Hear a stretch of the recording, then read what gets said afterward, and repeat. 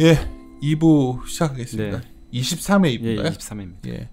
야, 우리 사무실에 바로 옆에 있으니까 좋다. 네. 그러니까. 나갔다 사람 바로 잠깐 나가기 전에 하고 가라고 해야지 지금. 우리 저기 최성원 연구원이나 김한경 연구원 나와 있습니다. 요새 작년에 고생 많이 했는데 얼마 전에 그런 얘기 했었잖아 우리끼리. 그러니까 야, 다들 우리가 요새 이베스트의 화두는 뭐냐면 올해 아니라고 했던 것들이 일어날 확률에 많이 베팅하는데 전략팀에서도 계속 말하는 게 전부 다 이제 중소형주 힘들다. 어떻게 얘기하는데 올해 의외로 중소형주 재밌을 것 같아요. 그래서 네. 너무 이거 막연한 마바라 얘기. 아니 근데 최근에 보면은 어때? 저는 이제 그 얘기부터 먼저 좀 네, 시작해. 중소형주 어떤 거 같아? 저희 이제 여기 정우 많이 실장님 다니잖아. 네. 정기 세미나가 한 40건 되지 않아? 네, 거의 40개 정도. 중소형주 펀드는 다 다닌다 보시면 돼요. 어때 분위기들 거기? 거의 뭐 저희 중소형 팀들 주로 만나니까요. 공통적으로 하시는 말씀들이 뭐 싸진 게 너무 많았다. 너무 많다. 절대적으로 싸진 게 너무 많아서 사실 뭐 돈이 언제 자금이 언제 집행될지 모르겠지만 집행되면 사실 어느 거 살지 고민된다. 사실 이렇게 말씀 많이 하시거든요. 내가 그래서 살 게 정말 많아진 것 같습니다. 그 대표적인 게 그 우리가 전엔가 그 어규진 연구원내가 저희 녹음해서 올라가 있죠. 그 네네. 그날 계속 얘기했지만 저도 이렇게 만나고 다니잖아요. 우리 밥 먹고 하는 일이 만나서 뭐 서로들 떠드는 건데, 그러니까 펀드멘탈 변화 없이 주가만 많이 빠져 있는 것들, 그리고 특히 이제 IT 같은 경우에도 소재 같은 것들은 전혀 타격받을 이유가 없는데 장비주랑 똑같이 박살난 것들, 막 그런 것들이 있고, 밸류에이션이 싸다고만 좋은 건 아닌데 성장이 있음에도 불구하고 정말 박살나게 막 오히려 또 한경이 와 있으니까 얘기지만 작년에 오늘 아침 모닝 때 막 떠들던 내용이야 그거. 네. 작년에 너무 그런 소위 플랫폼 업체들 너무 움직였던 것들은 또 약간 아직까지 싼 느낌은 난 아니야. 그런 것들은. 그렇죠. 그렇게 겹쳐 있는 구간인 것 같아 중소형주가. 네. 그래서 지금 요새 점점 더 말이 많아지는데 중소형주 펀드를 다녔을 때 그 느낌이 좀 궁금해하실 것 같아 나는. 네. 센스면 그 얘기 좀 한번 더. 그러니까 뭐 하다못해 이렇게까지 말씀하세요. 그러니까 여기서 더 빠지면은 농담이라고 하시면서 말씀하시지만 사표수 가서 주식하겠다. 네, 정말 그렇게 말씀하시는 분 계십니다. 야, 정말 딱 맞췄어. 야, 기가 막히네. 내가 오늘 아침에 그랬잖아. 네. 이건 사라 팔라가 아니라 저희가 이제 회의 때 그런 얘기예요. 작년에 조선주들 돌아왔을 때 우리끼리 야 이거 다 들어안는다고 하면 되지 않을까. 그러니까 이유는 있어요. 여러 가지 또 갔다 오고. 오늘 아침에 내가 몇 가지 시크릿컬 업체를 띄워놓고 얘기를 했었잖아요. 종목을 얘기할 수는 없으니까.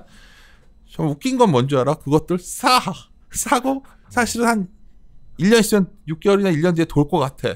주가도 정말 끝없이 떨어져 있거든. 그렇죠. 중소형주는 정말 어떨 때 몇몇 종목은 아이씨 뭐 정말 주식도 못하게 하는데 그냥 다 사표 쓰고 사자 뭐 이런 얘기를 시작하게 그건 장이 살만한 게 많다는 거야. 네, 정말 주식이. 작년에 그렇게 말씀하시는 분들 사실 없었거든요. 근데 그러니까 12월 말부터 그렇게 말씀하시는 분들이 조금씩 늘고 있는 거 보면은 확실히 지금 뭐 언제 오를지는 아무도 모르겠지만 바닥을 다지고 있는 구간은 확실하지 않나 그런 생각이 좀 듭니다. 그래서 포인트 중에 하나가 요새 신문 같은 데 보면 여전히 뭐 금융위기 가능성, 뭐 경제가 파탄이다 뭐 이런 얘기 나오고 그러니까요. 다행이야. 그런 얘기가 나오니까 살 수가 있을 것 같아. 왜냐면 여기 경기가 호황이다 막 이러면 불안한데. 네, 구루분들이 인터뷰하고 계시더라고. 올해 영업이 좀 안 좋게 보신다고. 영업이익은 뭐 일단 영업이 감익 있지만 뭐. 그래서 좀 더 이제 정말 올해 중소형주 팀 이제 처음 이제 김한희 둘이 나왔는데. 더 많이 띄워주고 이제 바로 옆에 스튜디오에 있으니까 한번 갔다 와서 바로 섹시한 거 찾으면 바로 와서 저기 주얼머 PD한테 얘기해가지고 오늘 촬영하겠다 얘기 좀 내가 말하면 안 돼. 저 친구가 바쁘다고 편집해야 된다고 해서 안 하니까. 그래서 오늘 한번 시작해 보시죠. 네, 먼저 저희 그 메가스터디 교육을 먼저 말씀을 드릴 거고요. 저희 다 발간된 자료고 저희 이번 월보의 19페이지에 나온 자료입니다. 사실 이번 자료를 작성하게 된 계기도 처음에 이제 센터장님이 말씀하셨다시피 싸진 게 정말 많거든요. 이 기업 역시 밸류에이션 정말 싸고요. 작년에 주가가 크게 한번 급등한 이후로 많이 빠져서 사실 대부분 분들이 업데이트를 지금 안 하는 종목이세요. 그래서 그래서 다녀와봤고요. 결론은 괜찮습니다. 그래요? 네, 일단 이 회사 이력부터 잠깐 말씀드리면은. 저희 메가스터디 하면 그 인강이잖아요. 딱 그거고요. 2015년도에 이제 메가스터디가 본인이 갖고 있던 이제 그 교육 사업부를 이제 분할을 하면서 메가스터디 교육이라는 회사가 이제 나오게 됐고요. 그 회사입니다. 그래서 이 업체는 초등학교부터 일반 성인, 그러니까 일반 성인이라고 하면은 공무원도 있고요. 그리고 대부분은 이제 편입 그런 생들 기명 편입학원이 그건데요. 라인업을 다 보유하고 있습니다.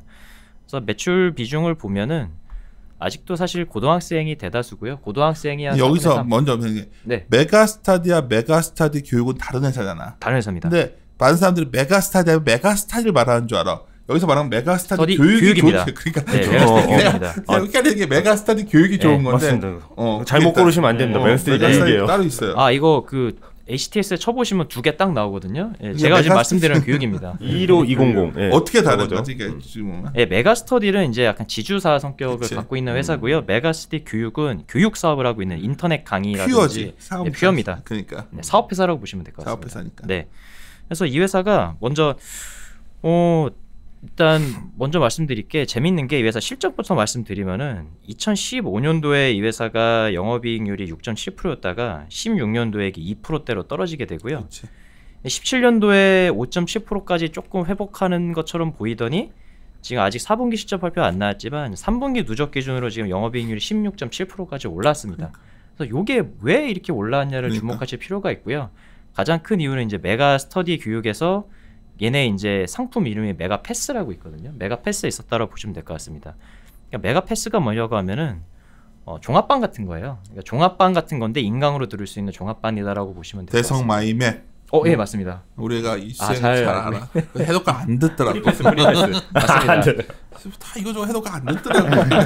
그러니까 역시 막 자식은 내 마음대로 안 돼. 하여튼 근데 네, 그래서 일단 스토리를 같이 말씀드리면은 사실 메가 스터디가 1위 업체임에도 불구하고 메가 패스라는 상품 이런 종합반 성격의 상품을 가장 늦게 출시한 업체거든요. 맞아요. 국내 플레이어가 4가지 플레이어가 있는데 이제 메가 스터디가 있고 대성이 있고 이투스가 있고 그다음에 스카이 에듀 이렇게 보시면 될 것 같은데 나머지 업체들이 이미 다 출시를 한 상황이었어요. 근데 이 회사가 2016년도 말에야 이제 메가패스라는 걸 출시를 하게 됩니다. 근데 그 이유가 뭐냐면은 이제 그랬던 것 같아요. 그러니까 인터넷 강의를 과거에 들을 때는 학생들이 이제 그 선생님을 보고 이제 수강 신청을 하는 거죠. 대표적으로 설민석 같은 분들이 이제 메가스터디에서 되게 히트를 쳤던 분인데 그러다 보니까 1타 강사들이라고 하거든요, 그분들을. 근데 그 작은 후발 업체들, 작은 업체들 같은 경우에는 자금력이 부족하기 때문에 그런 선생님들을 사실 초빙할 여력이 없습니다. 그래서 냈던 전략이 2014년부터 냈던 전략이 우리는 질보다 양으로 승부하자라고 했던 전략을 펼치게 되고요. 그래서 뭐 이투스도 그렇고 스카이 에듀도 그렇고 이런 패스 상품들을 출시하기 시작합니다. 상위 업체들은 사실 큰 신경을 안 쓰고 있다가 위기감을 느낀 거죠. 그럼 애들이 모든 선생님 걸 다 들을 수 있네? 그런 이제 호기심이 생기니까 그런 쪽으로 많이 옮겨가게 됐고요. 메가스터디가 이제 뒤늦게 2016년도에 패스라는 상품을 출시하게 됩니다. 근데 그때 좀 이게 생각보다 좀 어렵다고 하더라고요. 그러니까 물어보니까 이분들이 강사분들이 이제 수익 구조가 어떻게 되냐면은 애들 다 어떤 트래픽이 어떻게 다 확인할 수가 있잖아요. 그 트래픽 별로 해서 이제 매출을 쪼개서 이제 매출이 나오게 되고 거기서 이제 일정 수익 그 배분율로 해서 이제 수익을 나눠 갖게 되는데 나는 나 혼자 해도 애들이 잘 들어오는데 이거를 다른 선생님들이랑 같이 묶어버리면 혹시 나한테 피해가 가지 않을까라고 1타 강사들이 그 좀 주저주저 했다고 하더라고요. 근데 그 부분을 잘 설득을 시켜서 이제 상품을 뒤늦게 출시를 하게 됩니다. 그러고 보니까 경쟁력이 있어진 거죠. 다른 업체들과 달리 메가스터디는 1타 강사들까지도 다 패스 상품으로 들을 수 있는 거니까 이쪽으로 몰리게 되는 현상이 나타나게 된 것 같습니다. 그래서 이게 그렇잖아요. 저희 예전에도 저희 이거 발표하신 다음에도 저희 같이 또 얘기했었잖아요. 네네. 근데 보면 이제 한창 이투스가 네. 이제 1탈 못 갖고 있으니까 그렇죠. 전체 1탈 못 갖고 있으니까 프리패스 만들어 가지고 쫙 그렇죠. 돌려버렸죠. 네. 그러면서 그때 메가스터디 주가 무너질 때 네. 이제 인강 시장이 완전 무한 경쟁 이제 그렇죠. 쳐지는구나. 그렇게 많은 분들이 그렇게 해서 하셨죠. 죽었어요. 다 같이. 네. 죽었는데 재밌는 거는 그 당시에 이제 메가스터디 하면 떠오르는 이익률은 막 30%가 떠오르거든요. 그렇죠. 근데 이게 한 자릿수까지 갔단 말이에요. 안 따라간 상태에서. 네. 근데 이게 막상 따라가고 나니까 이익률이 지금 18년도에 점프를 했어요. 네, 맞습니다. 이게 왜 그런 겁니까 이게? 이게 그러니까 컨텐츠에 대한 투자들 미리 다 해놓고 있었는데 사실 이런 플랫폼 사실 이거 플랫폼 사업이거든요. 플랫폼 사업의 특성이 이제 비용 고정비 성격이 있는데 이게 매출이 못 따라주면은 사실 적자를 볼 수밖에 없는 거고요. 이제 애들이 들어오면서 트래픽이 증가하면서 매출이 늘어나니까 이익률이 이제 급격히 좋아졌다라고 보시면 될 것 같습니다. 매출이네요. 네, 결국 사실 난 매출입니다. 그날 발표할 때 제일 재밌었던 건 뭐냐면 올해 수능이 어려워가지고 계절성이 사라졌다는 부분이 제일 네, 재밌었어요. 맞습니다. 시험을 다 망쳤으니까 다 애들이 재수하는 거야. 근데 우리 애가 이번에 불수능. 반수했기 때문에 내가 알거든. 국어 시험 딱 보고 나서 애들이 거의 멘붕 왔었거든. 맞습니다. 그래서 애들이 이제 미리 공부를 하는 거지 이번에 다. 이게 원래 그 방금 사실 송치호 연구원님이 말씀하신 거랑 지금 센터장이 말씀하신 거랑 다 같은 건데 4분기가 이 회사가 사실 항상 적자를 보고요. 왜냐면은 그 매출 비중을 봤을 때 75%가 고등학생이고 그 고등학생 안에서도 70% 이상이 고3이랑 이제 N수생이라고 표현하는 뭐 재수생, 삼수생들인데 11월 달에 수능 보면은 뭐 안 됐잖아요. 그러니까 당연히 매출이 그러니까 빠지게 놀아야죠. 되고 비용 부담이 있으니까 당연히 적자 보는 게 너무 당연한 건데 이번에 재밌었던 게 수능이 워낙 어렵다 보니까 수능 보고 나서 이제 바로 신청을 하게 됐고요. 그날 저녁에. 그래도 그렇죠. 공부 안 돼. 그리고 하나 또 재밌는 게 반수생 같은 경우에는 대학을 갔다가 이제 여름방학 때 공부를 해갖고 그런데 반수생들인데 시험이 너무 어렵다 보니까 반수할 생각조차를 못합니다. 그러니까 반수 정도 해서는 안 되겠다. 제대로 해야 되겠다. 그런 학생들까지 다 들어버리는 거거든요. 예, 아예 생으로 나는 제대로 해야 되겠다라고 생각을 하니까 이번에 4분기 때 그래서 평소보다는 좀 많이 신청을 많이 하고 있다. 뭐 그렇게 지금 파악이 되고 원래 있습니다. 믿고 거르는 4분기였는데 메가스터디. 네, 그렇죠. 보통 이렇게 주식시장이 어너멀리적 현상, 이례적인 어떤 계절성을 갖는 것을 벗어날 때 주가가 섹시하거든. 네, 그러니까 만약 이게 올해 안 그러게 4분기 실적이 나오면 그냥 그때 좀 재밌을 것 같아. 네, 나는. 그렇습니다. 이게 최근에 제가 안 보고 있다가 숫자를 말씀하고 매출을 보니까 작년 1분기에 매출 470억이었는데 올해 1분기에 800억 되고 네, 이거 맞습니다. 따라간 효과로 네, 이게 올해 이제 2019년에도 이어만지만은 이익률 더 개선될 수도 있겠네요. 네, 그렇죠. 그리고 그 한 가지 또 재밌는 게 이 회사, 그러니까 이게 이 회사가 잘해서도 있겠지만 최근에 그러니까 이렇게 얘기하시는 분들 있거든요. 지금까지 이제 메가패스가 잘했는데 이게 이어질 수 있느냐. 그리고 마이맥 같은 경우에 최근에 광고 보셨겠지. 마이맥이 이제 대선 거거든요. 광고 그치. 보셨겠지만 19만 원 광고를 지금 엄청 맞아. 하고 있어요. 서로 그게 근데 덤프치더라. 월에 키키게. 19만 원 아닙니다. 연에 19만 야, 원입니다. 많이 내려와. 그러면은 뺏기는 거 아니야? 만한데. 서로 이게 경쟁이 또 가격 경쟁을 또 시작한 거 아니야라고 생각하시는 분들 계신데 최근에 이게 나타난 재밌는 현상이 가격이 그렇게 싸지면요. 메가시티 듣던 애들이 끊고 대성을 가는 게 아니라 둘 다 듣습니다. 이거 네. 그 애들이 혹시 부업으로 학원해? 이게 단정적으로 애들 딱 하면 외고 맞지 않은 저기. 것처럼. 사실은 이게 지금 뭐 여기 안 계시지만 저희 정훈 심장님이 이제 뭐 그 같이 이제 교육을 저를 이제 같이 보고 있는데 직접 고등학생들 서 있는 애들한테 물어봤고요. 그 표본상으로 야 너무 근거가 미약하다. 서 있는 고등학생 물어보고. 근데 이게 이상한 사람 아니야? 근데 이게 고등생한테 근데 이게 상식적으로 생각해도 그래요. 이게 월에 19만 원이면 사실 부담이 될 수도 있는데 일단은 학생이 자기 돈 아니고요. 어차피 엄마 아빠 돈이고 엄카. 부모님 입장에서도 애가 공부를 하겠다는데 그리고 연에 19만 원이면은 엄청 싼 거니까. 월이면은 한 만 얼마거든요. 저 예전에 학원 다닐 때 한 과목이 20만 원이었는데. 그렇죠. 그러면은 뭐 담배 만약에 피신다고 하면은 담배 한 갑에 4,500원인데 두 갑만 아껴도 애 교육을 어떻게 비교하냐.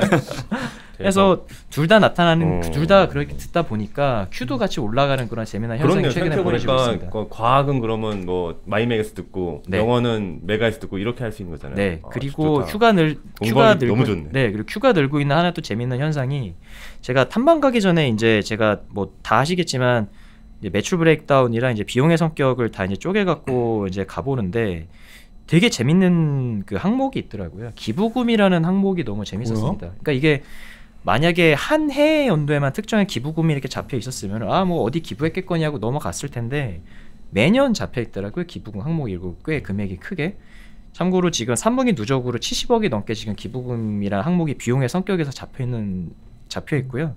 이게 뭔가 되게 궁금했거든요. 탐방 가서 이제 물어봤는데 이게 그 광고 보셨겠지만 최근에 주요 메가스터디 같은 경우에 이제 서울 주요 대학 그러니까 회사에서 지금 48개를 지정해 놓고 있는데 거기를 가면은 또 리펀드를 해주거든요. 근데 그게 저는 사실 학생한테 다시 학생 계좌로 다시 이렇게 돈을 주는 줄 알았어요. 근데 그게 아니었고 예를 들어서 제가 이제 공부를 열심히 해서 애가 이제 서울대를 갔다 그러면은 서울대 입학한 게 확인이 되면은 그 돈을 서울대한테 줍니다. 그 서울대에서는 그 금액을 입학금이라든지 등록금에서 차감을 시켜줘요. 그러니까 당연히 이제 그 대학한테 주는 거니까 기부금 명목으로 잡히게 되는 거고요. 이렇게 하는 이유가 명확한 이유가 있는 게 만약에 이걸 학생한테 페이백을 해주면은 매출에서 까야 되거든요. 다시 뭐 그러기 싫잖아요. 그러니까 매출에서 안 까는 거고요. 그리고 이게 기부금으로 들어가면은 법인세 할 때 사실 이게 회사한테 좋거든요. 그래서 그런 효과까지 있는 그러니까 거고. 공부 잘하는 애들 중에서 그냥 들으면서 나중에 어떻게 돌려받는 거니까 하는 네, 애도 있겠네. 그럴 수 있죠. 그러면은 이렇게 생각할 수 있어요. 그러면은 이 회사에서는 아니 뭐 자선 사업도 아닌데 기부금과 이런 것까지 해가면서 애들을 왜 유치하냐라고 할 수 있는데 회사가 결국 바라는 거는 그리고 실적에서도 보이는 게 돈 버는 거는 또 결국에는 교재입니다. 그러니까 그 교재비 이런 건 다 빼고 당연히 주는 거고요. 맞아. 교재가 비싸. 그래서 물어보니까 저는 사실 2세대가 아니라서 물어봤는데 패스 상품을 일반적으로 들었을 때 학생들이 보통 교재를 몇 권이나 사야 돼요라고 물어보니까 평균적으로 20권에서 30권 정도 산다고 하더라고요. 그래서 이거를 만약에 이 학생이 뭐 좋은 학교를 가서 이거 리펀드를 해줘도 교재비는 사실 리펀드가 되는 게 아니기 때문에 이 회사는 사실 돈을 번 거죠. 교재비를 번 거니까 그렇게 해서 사실 돈을 벌고 있다고 보시면 될 것 같습니다. 어떤 말인지 알겠어요. 네. 그러니까 이번 불순이었잖아요. 그렇죠. EBS 보고서 이제 등급을 이제 못 받는 연도가 된 거잖아요. 그렇죠. 그러면 이제 요거 수강률 올라가면서 네. 이제 그동안 좀 쩔어 있던 교재 매출도 이제 올라갈 수 있다. 뭐 이런 말씀 주시는 거네요. 네, 그렇습니다.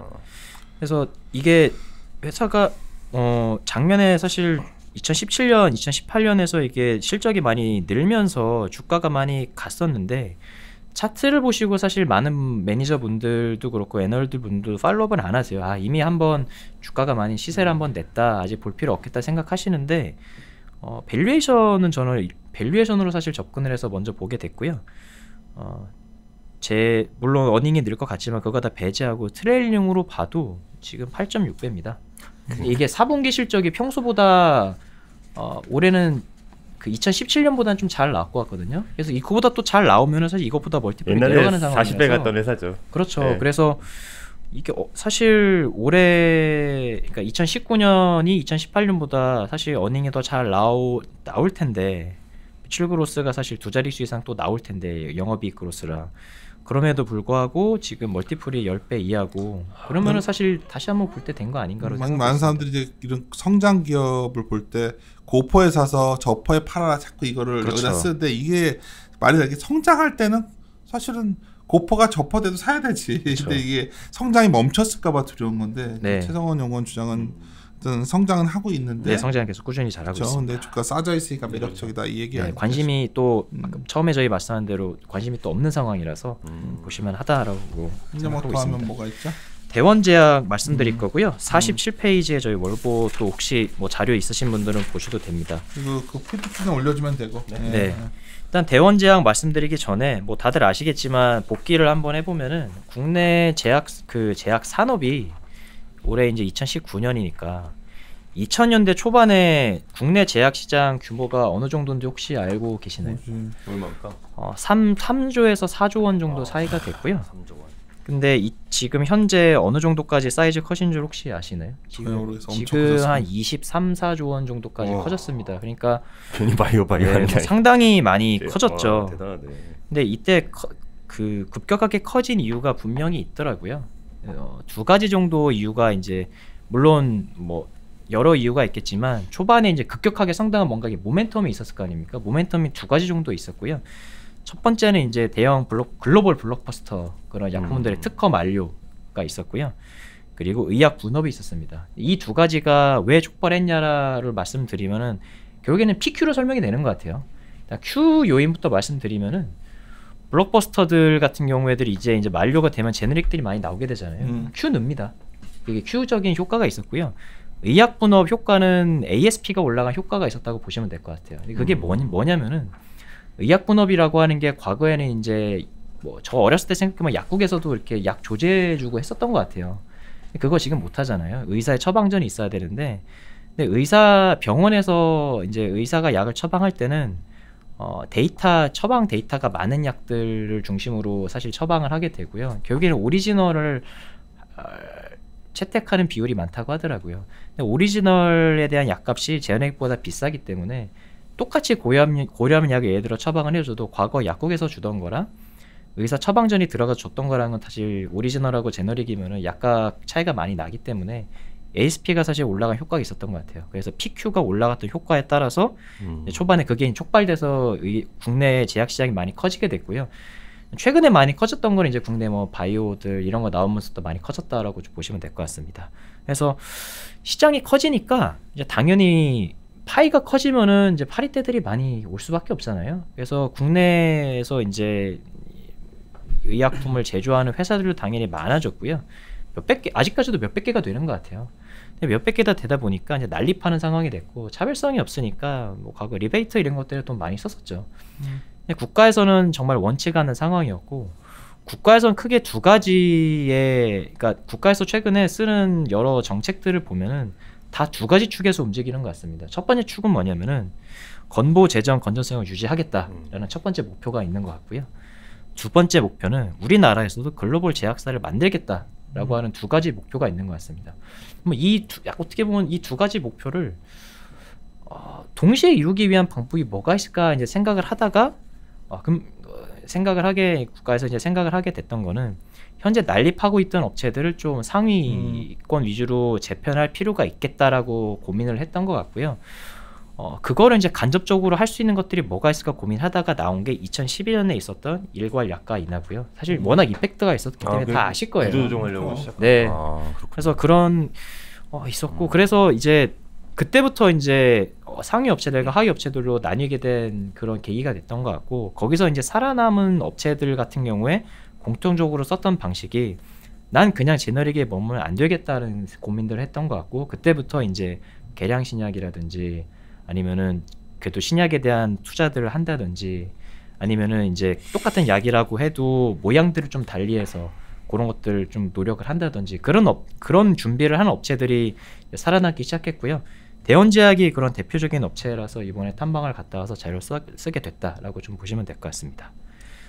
이게 굉장히 화끈했던 종목인데 또 주가도 화끈하게 빠졌잖아. 네, 근데 이유가 명확하게 있어요. 이게 이유가 이 회사가 사실 워낙 포트폴리오가 잘 짜여져 있는 회사고요.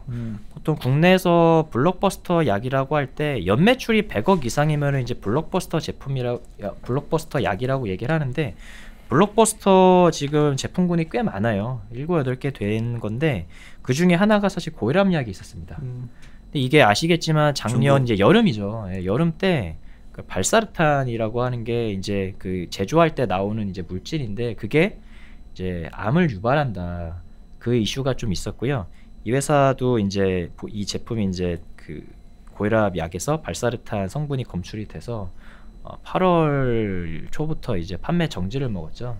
이때부터 이제 주가가 좀 빠지기 시작했고요. 당연히 매출도 역성장을 하게 됩니다. 그게 이제 촉발된 이제 가장 큰 요인인데 다행히도 다른 업체들보다는 이 이슈에 대비가 잘 된 것 같습니다. 가장 큰 이유가 뭐냐면은 서두에 말씀드렸다시피 만약에 이 회사가 한두 가지의 블록버스터만으로 사업을 했던 회사라고 하면은 하나 빠그라지면은 사실 타격이 되게 크거든요. 근데 블록버스터 제품이 여러 가지가 있다라는 게 이제 첫 번째고 그리고 그러니까 포트폴리오가 되게 다양하다는 거죠. 그래서 한번 미끄러지긴 했지만 지금 사실 4분기 실적도 나쁘지 않을 것 같고 올해 그림도 괜찮을 것 같기 때문에 작년 4분기보다 안 나와? 지금 어때? 작년 4분기 그러니까 작년이라고 한 게 2017년 4분기 말씀하시는 거죠? 그치. 네. 아니요. 그러니까 이게 어떻게 보면 운이 좀 좋은 것 같기도 한 게 2017년 4분기 때 이 회사가 좀 일회성 비용들이 있었고요. 사실 기저가 좀 있기 때문에 2018년 4분기는 사실 2018년 4분기는 2017년 4분기보다는 실적이 뭐 괜찮을 것 같습니다. 10년 때문에 17년에 4분기가 좀 안 좋았던 게 네. 데이터로 나오기 때문에 네, 그렇습니다. 이게 좀 올해는 더 나빠지면 분명히 2년 연속 되게 부진한 거니까 좀 안 좋아질 수 있어서. 네, 그게 분명히 계속 체크해 봐야 될 요인인데 제가 지금까지 체크한 바로는 그럴 가능성은 좀 미미하다. 그래서 좋아지는 방향만 남았다고 자료에 지금 뭐 생각하고 추정치 있습니다. 있으시니까 관심 있으면 보시면 될 것 그 같아요. 대웅제약 좀 한 가지 궁금한 게요. 근데 네. 이제 시총이 이제 보니까 2천억대 후반인데 네, 이게 보니까 굉장히 좀 안정적이고 이런 건 좋은데 네, 사실 제약바이오 보시는 분들 이제 뭐 다들 뭐 느끼시겠지만 적자난 기업들 같은 경우 이제 신약 파이프라인을 갖고 있는 기업들은 네. 사실 엄청난 막 시총을 사실 받고 있잖아요. 그렇습니다. 근데 대운제약 같은 경우도 여기서 사실 제가 봤을 때는 한 단계 레벨업을 하려면 네, 뭐 신약계 그러니까 이 제너릭이라든가 기존 제품 가지고는 좀 한계가 있을 것 같은데 네, 회사에서는 근데 그런 뭐 신약을 통한 좀 리스크는 있겠지만 네. 그런 성장 계획 같은 건 사실 없는 건가요? 예, 제가 자료에 써놓지 않았지만 회사도 분명히 워낙 개량이나 이런 것들을 잘 해오던 그리고 신약도 사실 개발한 여력이 있거든요. 예. 분명히 계획 갖고 있고요. 지금 갖고 있는 전략은 이 회사가 이제 여러 질환 쪽에서 되게 잘 하고 있는데 내분비계 쪽이 좀 약해요. 근데 내분비계 쪽에서 약한 그게 이제 뭐냐면은 좀 단어가 어려워서 그렇지 당뇨라고 생각하시면 되거든요. 그쪽이 당뇨약은 계속 먹어야 되니까 그쪽이 이제 신약 개발을 하면은 꾸준히 이제 매출을 갖고 있을 수 있는 부분이거든요. 근데 그 부분이 지금 없기 때문에 회사도 그 약점이라고 생각하고 있고요. 그래서 그 지금 개발하고 있는 파이프라인 중에서 보면은 2020년, 2022년, 2023년을 지금 목표로 해서 개발 중에 있고요. 그래서 그 향후에 대한 그런 그 향후 그 목표나 이런 것들을 지금 잘 갖고 있다고 보시면 될 것 같습니다. 그래서 충분히 올해부터는 관심 가질만 하다. 주가가 지금 많이 빠져 있기 때문에 그렇게 요약할 수 있을 것 같습니다. 네, 김한건 연구원 아까 이게 슈피겐 코리아가 사실 김한건 연구원이 며칠인지 그때 애날로 처음 다뤘을 때 네. 그날 며칠인지 기억이 안 나네. 기억 안 나? 그 일이 잘 기억이 안 나네요.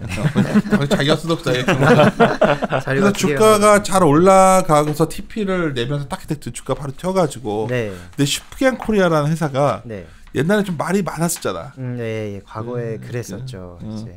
그래서 어떤지 나도 궁금하고 재밌는 회사긴 한데 또 기억나는 건 그날 발표할 때 말씀드렸지만은 여기가 원래 그 부동산을 샀던 이 회사가. 그러니까 그때 내가 이걸 왜 하냐면 거기에 무슨 공사 어디 비슷한 게 하나 있어요. 나왔는데 그 하여튼 건물이 되게 크더라고. 한번 가서 보고서 내가 깜짝 놀랐어. 그래서 하여튼 얘기 좀 해줘요. 슈피겐 코리아 공식 커버하는 거니까. 예, 뭐 예전과는 색깔이 좀 많이 바뀌었다라고 저는 보고 있는 거고요. 일단은 이제 투자 포인트는 두 자릿수 성장 지속된다와 적극적인 주주 환원 올해부터 시작된다. 근데 아쉬운 게 자료 나왔을 때는 주가가 많이 안 올랐는데 또 오늘 방송하는 날은 주가가 좀 올라온 상태여서. 네, 지금은 조금 올라와 있기는 그거는 하죠. 감안해서 예. 들으시라는 거죠. 네. 그러니까, 예, 갖고 계신 분들은 좀 더 좋아질 수 있지 뭐 길게 보면 이제 좀 돌아선 거니까. 그렇죠. 예. 그리고 밸류에이션이 절대적으로 비싼 구간은 아니거든요. 오케이, 차트상으로는 좀 부담스럽긴 한데요. 예. 그래서 뭐 회사는 대부분 잘 알고 계실 텐데 이제 스마트폰 쪽 액세서리 만드는 회사고요. 그 중에서도 이제 특히 스마트폰 케이스 쪽에 강점을 가지고 있는 회사라고 보시면 될 것 같습니다. 그래서 일반 뭐 소비재 브랜드다 보니까는 뭐 동네에 있는 뭐 휴대폰 뭐 상점이나 아니면 영풍문고 이런 데 가도 저희 회사 제품이 많이 좀 비치가 돼 있는 모습을 확인하실 수 있을 거고요. 근데 사실 한국보다도 이제 해외 쪽에서 훨씬 더 강점을 많이 보유하고 있고요. 이 회사가 아마존닷컴하고 같이 좀 성장해온 그런 회사라고 보시면 될 것 같습니다. 애초에 이제 북미 시장부터 사업을 본격적으로 시작을 해왔고요. 그래서 아마존닷컴이 지역 확장을 하면서 이제 슈피겐 코리아도 그 이제 지역 확장 단계를 똑같이 밟아가면서 같이 좀 성장해온 그런 케이스라고 보시면 될 것 같습니다. 그래서 지금은 뭐 북미 유럽 매출이 거의 70-80% 되는 상황이라고 보시면 될 것 같고요.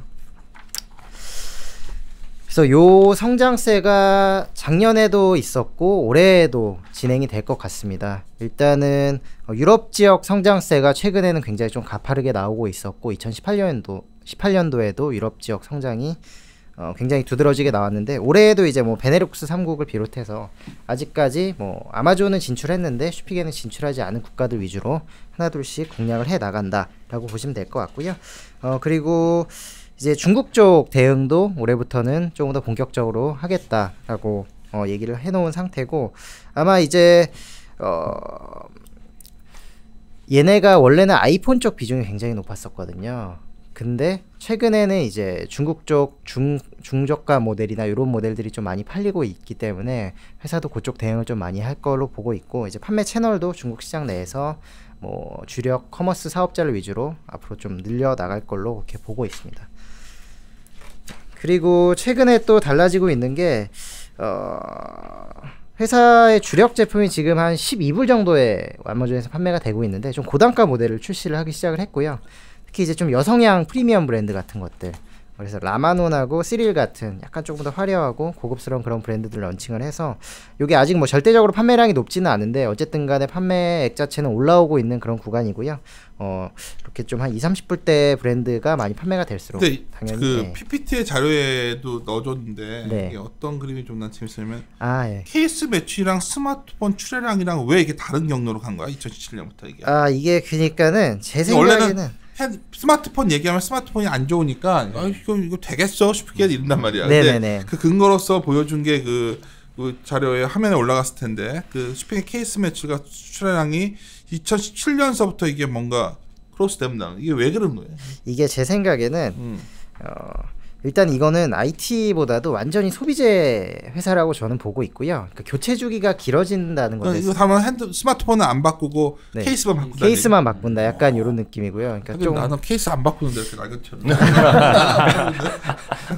주변에 보면 젊은 친구들은 뭐 거의 진짜 빠르면 이제 2-3개월에 하나씩 바꾼 사람들 되게 많더라고요. 진짜. 지금 한 3-4개 갖고서 막 쓰나. 네, 네, 진짜 뭐 그 컬렉션을 가지고 계신 분들도 계시고, 예. 그래서 뭐 저희가 어쨌든 보고 만지는 건 케이스다 보니까는 조금 더 이제 새 휴대폰 느낌을 내기 위해서인지 그렇게 좀 많이 교체를 하는 걸로 그렇게 보고 있고요. 근데 이게 만약에 단가를 좀 비싼 제품을 하면 사실 이제 케이스라는 게 가격이 워낙 또 그렇게 저항이 없잖아요. 좀 싼 제품들이 네네네. 많다 보니까 그래서 그렇죠. 자주 교체가 가능한데 네네네. 근데 만약에 좀 비싼 제품을 출시하면 네네네. 그게 좀 안 팔릴 가능성은 없나요? 그냥 너무 매니아 쪽으로 좀 가는 게 갈 수도 좀 있지 않을까. 뭐 가격이 아주 또 부담스러운 수준은 아니더라고요. 20불, 30불 정도면 2-3만 원 정도인데 물론 뭐 아주 싼 제품을 쓰시는 분들은 싼 제품을 쓰시겠지만은 어쨌든 간에 이 회사가 그 아마존.com 내에서 항상 그 첫 페이지에 노출이 되거든요. 네. 그게 이제 이 회사의 가장 큰 노하우라고 생각을 하는데 거기에는 이제 이 회사 제품에 대한 어떤 리뷰나 별점이나 이런 것들이 다 있기 때문에 그런 측면에서 뭐 모객은 어느 정도는 할 수 있을 걸로 보고 있고요. 뭐 아주 대중화되긴 어렵겠지만 어쨌든 간에 이런 제품들이 좀 팔리기 시작해야지 이제 회사의 ASP도 좀 같이 올라올 수 있지 않을까. 이게 그러면 해외 뭐 경쟁 업체들도 좀 많이 있잖아요. 그 네네네. 회사들에 비해서는 좀 이 ASP가 좀 낮은 편에 속하나요? 네, 그 오터박스하고 몇 가지 브랜드가 또 따로 있는데 거기 제품은 제일 많이 팔린 게 한 16불 정도. 네, 슈피게는 한 12불 정도. 그러니까 뭐 단가 인상 여력은 아직도 조금 있고요. 그리고 실제로 이제 사업 보고서에서 나오는 내용인데 매년 한 2% 정도씩 이제 ASP가 조금씩 올라오고 있습니다. 꾸준하게. 네. 근데 이게요, 이 종목이 한때 몇 년 전에 좀 되게 핫하다가 네네네. 지금 뭐 PR 한 자릿수대까지 떨어졌는데요. 네네네. 이게 뭐 윤세님 말씀하신 뭐 영업 외적의 뭐 부동산 그런 이슈인가 아니면 올해 보면 영업이익이 또 역성장을 두 분기 했더라고요. 예. 어떤 이슈를 이렇게 소외받고 있는 거죠? 영업이익률이 하락을 해온 것도 맞고요. 그리고 사실은 이 회사가 케이스가 주력인데 이제 다른 액세서리까지도 다 우리가 평정을 하겠다. 그렇게 해서 좀 그때 그 시나리오가 여의도 시장에 돌면서 기대감이 좀 많이 반영이 됐다가 그게 좀 꺼지면서 그때 기대감 반영시킬 때 생각나는 애널리스트도 있는데 그러니까요.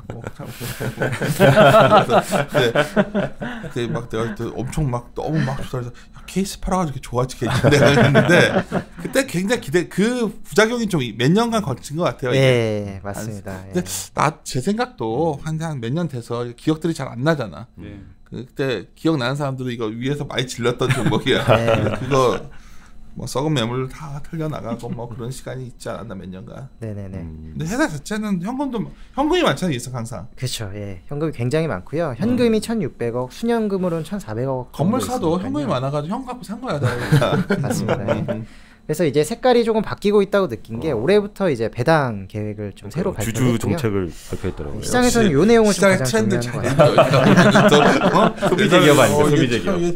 배당 얘기를 하길래 내가 야 트렌드를 잘 본다. 그래서 이제 그 쌓아둔 현금을 이제 주주들에게 좀 환원을 하겠다는 구체적인 계획을 밝혔고요. 근데 이걸 진짜로 해줘야 알지.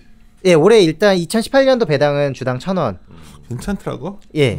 요게 배당 상황을 그러면 2021년까지 말씀하신 대로 30% 가까이 올린다고 발표를 한 겁니까? 네네네. 보도자료 나왔고요. 자, 그래서 지켜야겠네요. 네, 매년 5%포인트씩 올리겠다. 올해 이제 15%부터 시작을 해서 19년에 20%, 그렇게 해서 21년에 30%가 달성이 되는 그런 그림이라고 보시면 될 것 같고요. 그리고 이제 이익률이 빠지면서 뭐 영업이익 YY 역성장 이런 것도 있었는데 이익률 빠지는 것도 어느 정도 좀 안정화가 될 것 같습니다. 지금 얘네가 그 유럽 쪽 진출을 하면서 기본적으로 아마존의 유통 수수료가 15%가 나가고요. 그리고 아마존 FBA라고 해서 그 창고 이용료라는 게 있습니다. 창고 이용을 포함한 뭐 마케팅 이런 것도 전반적으로 아마존이 해결을 해주는 건데 유럽 쪽 드라이브를 굉장히 세게 걸면서 매출이 되게 빠르게 올라왔거든요. 그러면서 이제 당연히 창고 비용도 같이 올라왔고요. 근데 지금 어느 정도 좀 여유 있게 캐파는 확보를 해놓은 상황이라서 당분간은 한 18에서 19%대 영업이익률은 유지가 될 거고 그렇게 된다면 이제 매출이 성장하는 만큼은 이익이 올라와 줄 수 있다라는 거고 배당 성향이 연결 단기 순이익 기준으로 이제 퍼센티지를 적용을 하는 거라서 배당 성향도 올라가고 연결 단기 순이익도 적어도 올해까지 이제 그렇게만 된다면야 뭐 장기 박스권 넘어서 갈 수 있는 건데 네네네. 참 그게 많은 회사들이 그런 계획을 발표했다가 네네네. 계속 왜 웃어? 안 되는 경우도 안 되는 경우도 있으니까 이게 내가 하는 이게 기억이라는 게 참 문제야. 이거 저걸 보았다 보니까 시장에서 그대로 되면 참 좋아지는 건 확실해. 네. 어때 보여? 회사들 탐방 가본 사람이 탐방 가는 이유는 가서 뵙고 그런 기업 관계자 보면은 뭔가 의지로 확인할 수 있잖아. 어때? 네. 저는 굉장히 좀 의지는 강한 것 같고 회사의 의지는 강한 것 같고요. 그리고 어쨌든 간에 회사가 뭐 그동안 뭐 주가 급등락은 심했지만은 연간 베이스로 봤을 때는 실적은 계속 좀 올라와 주는 모습을 보여줬거든요. 왜냐면 그때는 뭐 돈 갖고서 뭐 산다 M&A도 한다 그랬다 맨날 막 이러니까. 네 그때는 네 그래서 좀 이래도 했잖아, 잡음이 M&A. 좀 있었던 걸로. 건물 샀잖아. 그러니까 뭐 그런 거야. 그러니까 건물 산게 잘, 근데 회사 잘하는 것 같아. 많이 올랐을 거예요. 이렇게 빌딩 시세가 많이. 네. 아주 싸게 안 샀지 않나? 그런가. 건물은 어때? 제 정확한 가격은 기억이 안 나요. 그것도 한번 나중에 알아봐줘. 알겠습니다. 네. 네. 네 여기까지 말씀드리겠습니다. 그 다음에 또 다른 거 뭐 하나 준비한 것 같던데? 그건 안 하고? 네 저는 요거 하나만 일단 준비를 했고요. 요새 김한영권 스타일 보면 옛날부터 와서 합류해서 보면은 아프리카 TV 뭐 이렇게 딱 하나 찍어서 하는 스타일이더라고. 광범위한 탐방을 갔다 와서 자주 해줘야지. 네 알겠습니다. 알겠습니다. 그러면 이게 우리가 23회 1, 2부, 2부 끝난 거죠. 예, 2부 끝났습니다. 원래 마지막에 쉽고 재미있고 유익한 거 나가야 되는데 우리 주할모 PD가 그것도 준비 안 됐다고 녹음에 안 넣어주더라고. 이제 언젠간 넣어주겠죠. 23회 여기서 마무리 짓도록 하겠습니다. 일어나! 일어나!